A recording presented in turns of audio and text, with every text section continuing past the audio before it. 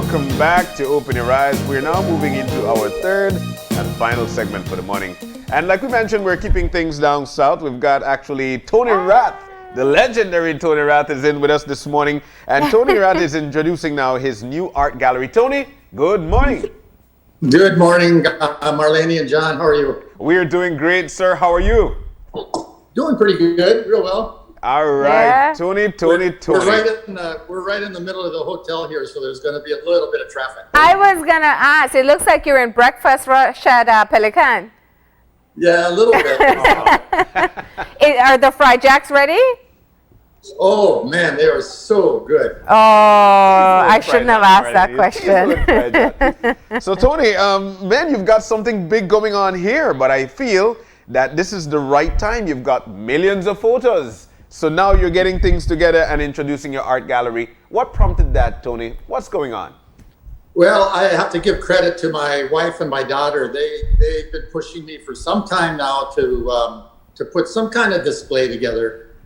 And I've always kind of put it off because I've been so busy. I usually out in the field shooting pictures and just didn't have time to put anything together. But I guess COVID came along and it kind of gave me a whole lot of time. So I think that's probably what pushed us to the finish line.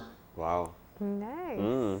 All right. So, Tony, you are actually, I feel at this particular point, it is a bittersweet moment because, man, we're hearing the rumor. You are about to leave the country and about to reside elsewhere. Tony, what is that feeling like for you? Oh, it's pretty rough. It's very hard. I don't know how anybody leaves Belize. It's such a beautiful country and beautiful people, beautiful weather. And I have so many projects that are going on right now that have to shut down. And but you know, life's an adventure, and I guess I'm just sort of looking at this as another adventure. I do have to support my wife. It's a wonderful opportunity for her. Yeah. And while it'll be kind of a culture shock going from Belize to London, it is only for 3 years. Oh. And to tell you the truth, probably the hardest thing is going to be leaving my new granddaughter. But yeah, that's going to be really hard. But there's always, you know, Zoom and Skype and everything else, though it's not the same. Yeah, it's not. But we'll survive. Yeah. But Tony, you've got millions of photos, and we know you so much for that. Your photos have been displayed in so many places because you always seem to catch the right one. Now, Tony, how do you boil down to just those that you've got in the gallery? Yes, it was, John. It was pretty tough. You know, basically close to 75,000 are slides. So I eliminated those right away because it's just too much trouble to transfer slides to prints nowadays. That left me with, you know, maybe 150,000 digital images, which I spent a good year whittling down to about 1,000. And I did put together a good group of friends who are artists and photographers and asked them to rate 1,000 of them to see which one should be in and which one shouldn't. And from their results and my own preferences, we made a selection. Yeah. And that's the selection also was meant to show the natural part of Belize. It's, you know, as you know, I do a lot of environmental work and I show a lot of environmental destruction and stuff and try to show before and afters. But I wanted this gallery to be more a positive aspect, more a documenting of the absolute natural beauty that Belize possesses that a lot of people won't get to see, either because it's going to disappear or because it's hard to get to. Yeah. And one of the most common comments is, "Are you sure that's Belize? I didn't know Belize had that." Well, you know, and I'm sure that when people see your photos, the first question will be, how did you get that shot? And that's always, I mean, you take amazing photos, but it's also timing that's so important. And you put in a lot of work to get the right shot. I'm sure the Jaguar didn't come up to you here and say, okay, here I am. I'm ready for my close-up. Well, thank you, Marlene. But, you know, that's the other thing I tell people is that in order to get shots like this requires three things. And the first thing is you have to be there. So that means you have to go to these places. And a lot of times these places are not easy to get to, which means that you have to keep yourself in some kind of physical shape to get there and to carry the equipment that it requires to take the photo. And so quite a long time ago, I made it just like someone has a job that they have to fill out forms or type reports.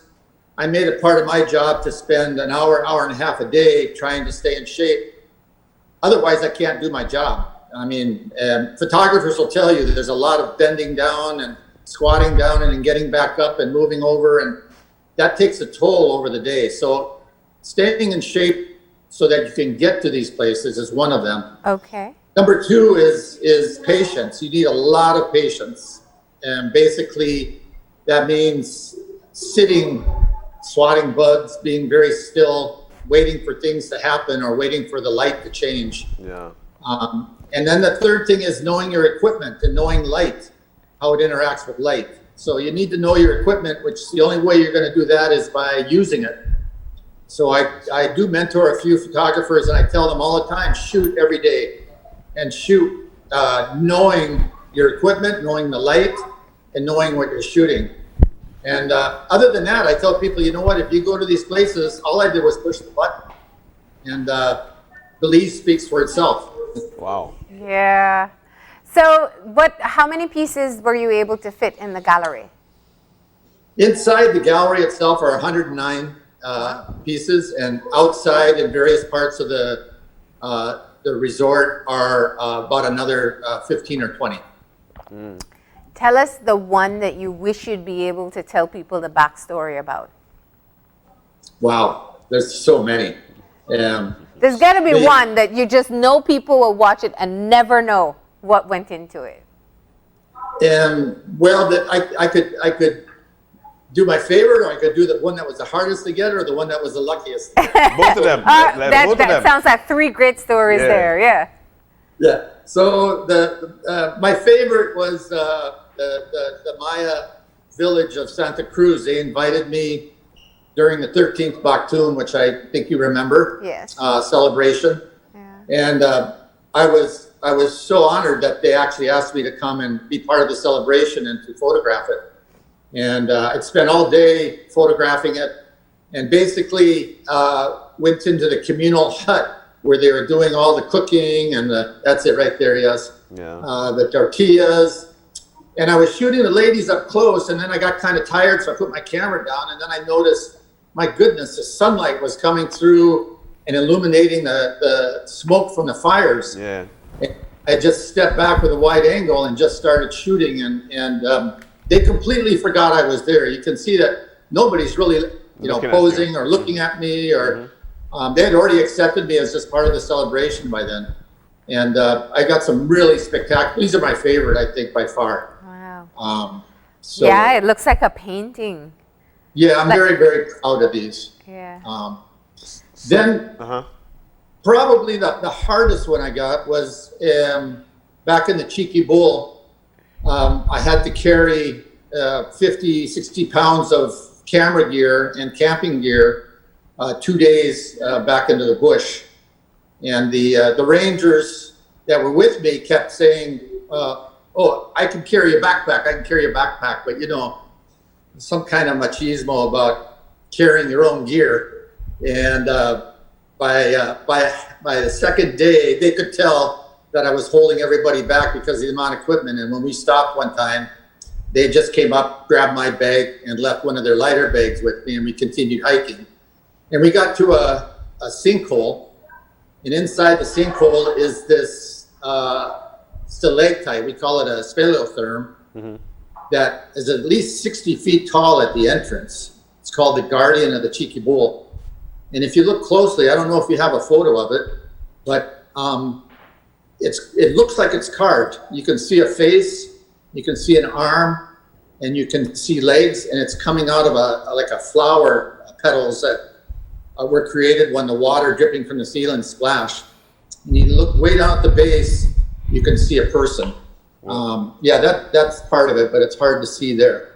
Oh, all the way to the bottom. Is it blue? There's blue? Oh, yeah, there's a blue person, which kind of gives you a little bit of an idea of size. But it was a carved guardian, and it just, the spirituality of the place was amazing. Yeah. And then probably the luckiest was the whale shark, I felt so. where I mean, yeah. I mean, you're lucky, number one, to see a whale shark, but to be able to get a snorkeler right behind them to show the size. Yeah. Yeah. Everything was sort of lined up right. And again, as a photographer, you have to be patient. You have to be thinking ahead. And I just kind of love the way the water comes off the snorkeler's fins. Yeah, yeah. And down to the shark, and the shark is just posing for me. So yeah, the right angle. Right, everything just sort of lined up, little sunbeams coming through and stuff. And sometimes you just get lucky like that, where everything lines up and boom, they hit. Wow. Okay. My goodness, Tony.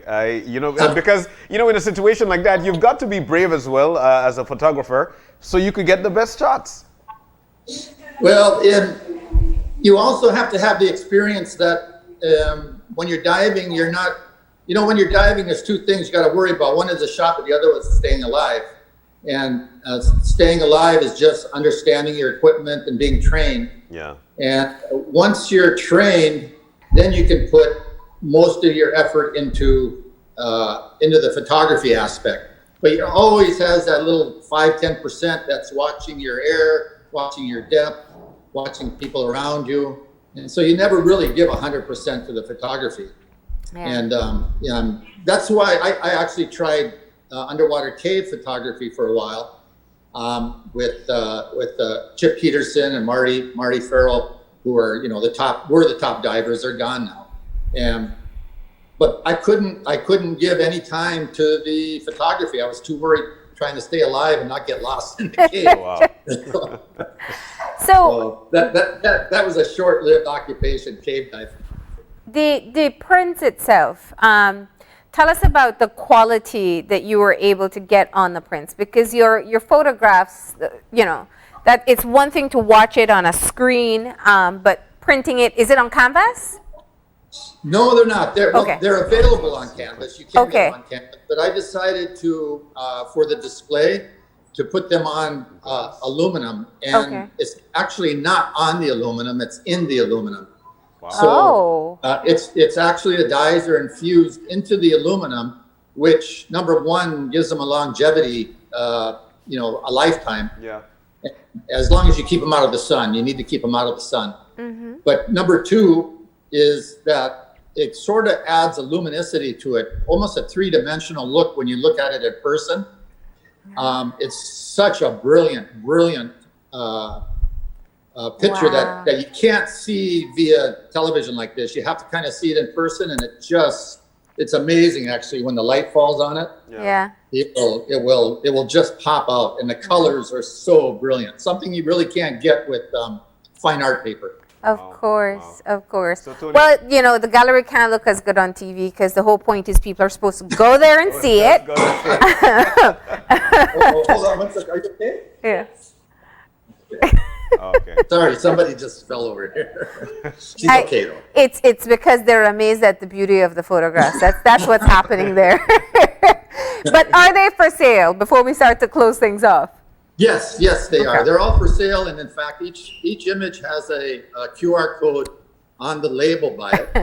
And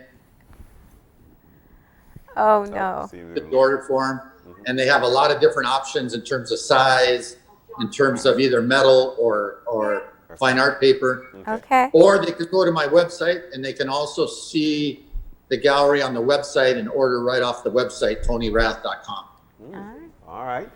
Well, Tony, I'll tell you what, this definitely is one that is hitting home the right way in getting photos here at home, putting that in your space right there at home in Dangriga, Pelican Resort, and then showcasing it to the world, because that's what you're about to do. Well, I hope so. I hope it gets a good visit. Dangriga's has Ken Cayetano's art studio, which was the only art studio. And when I did a little research, the only art studio in Dangriga, but when I did a little research, I realized Belize does not have a photography gallery. Yeah. Most of it is, they might have photos in some galleries, but none are strictly photography. Yeah. And so kind of a first to see exactly how photography does against paintings. And Pen Cayetano and this gallery, I think, make a nice afternoon for people to come and visit Belize. And then they could always have a nice lunch on our veranda in the sea breeze here also. Definitely. I've tried it a lot of times. So if in order for us to see it, we need to visit Pelican, we just go into the art gallery and visit it? Or is there a cover charge? What do we do? No cover charge. It's Sweet. open 7 to 7 every day. Mm-hmm. As long as the hotel desk is open, and you're welcome to walk in. And there's more than images too. There's a few displays of items from my long time in photography and travel. So that kind of lends a little bit of a historical bent to it also. Nice. All right. Well, Tony, you've told us, and like we mentioned, it's going to be a bittersweet moment for us for the next 3 years that you and your wife will be gone, and we'd like to wish you all the very best. Thank you very much, John and Marlene, for having me. All right. Well, you enjoy the fried jacks because we won't. Have a great day. Thank you. All right, so we're about to take our final break of the morning. When we come back, we will be wrapping things up. Stay with us. We'll be back.